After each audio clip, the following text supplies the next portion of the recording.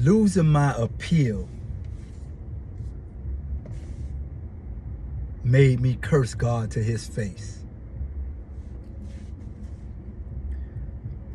I remember not so long ago, or after not being in USP Atlanta that long, I was going to the commissary for my first time. And on my way going to the commissary, I saw this old man named Mr. Jinx. Mr. Jinx, he must have been maybe 65 then. But he looked, in his face, he kind of looked like my grandfather. And old man Jinx, boy, he get drunk off that white lightning, and sometimes they have to carry him off the rec yard. So white lightning is what they call like making moonshine in prison. So they make wine in prison. So I'll talk about that another time. So Mr. Jinx set me down. He called me over. I respected him. He wasn't drunk at that time. I respected him because he was an old man. So he called me over. He said, hey son, how you doing? I said, I'm doing great. I'm doing good. He said, my name Jinx. What's your name, son? I say, Sonny. He said, oh, okay. He said, you just getting in, huh? I'm like, yeah. He say, how long you been here? How long you been in? I say, I've been in the county jail for a year, but I've been on the compound like 6 months. So this wasn't my first time going to the commissary. So he say, you in here for that crack, huh? I'm like,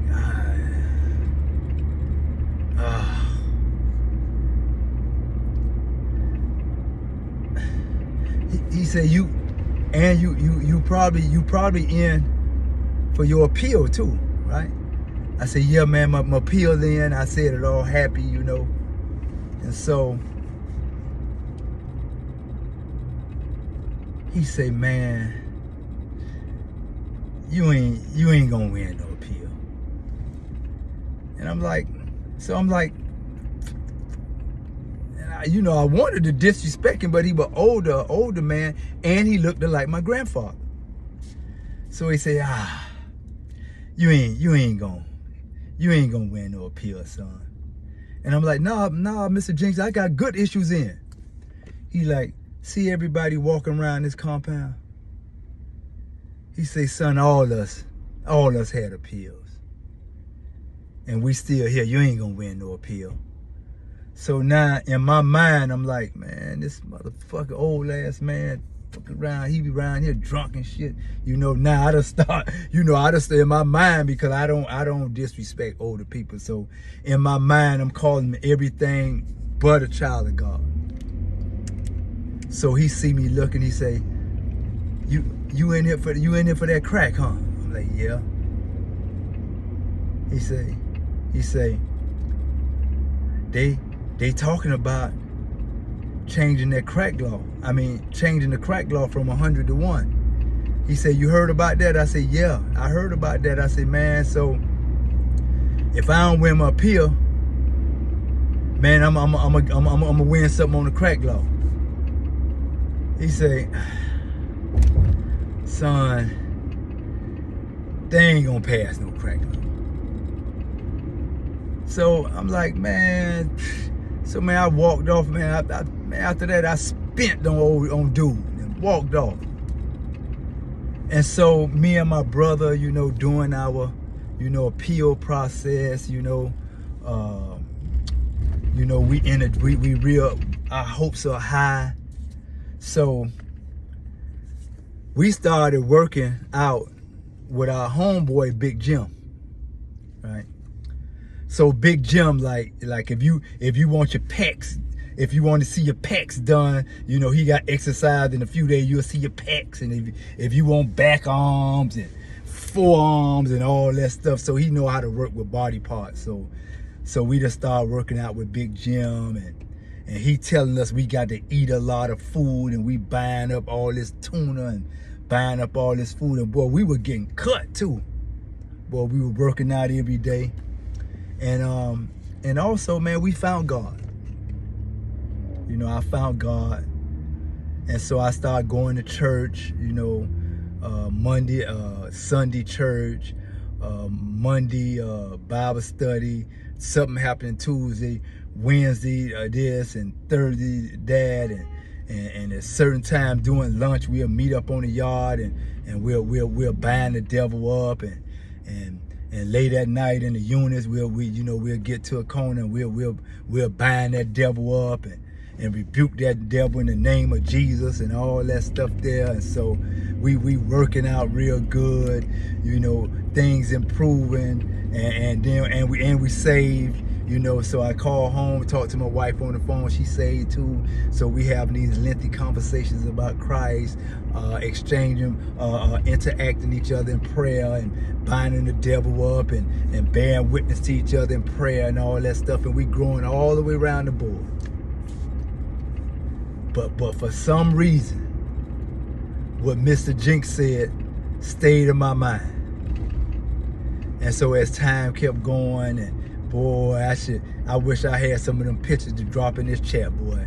That Big Jim, boy, he had us, man, we were posing. He taught us all the poses and the stance and all this and that and this and that, and you know, dudes started complimenting us, you know, and Big Jim started getting more customers and all that stuff, and we been steady growing in God and steady growing in relationship and all that stuff. And you know, every time I see Mr. Jinx, I look at him out the corner of my eye, like, man, that dude don't know what he talking about.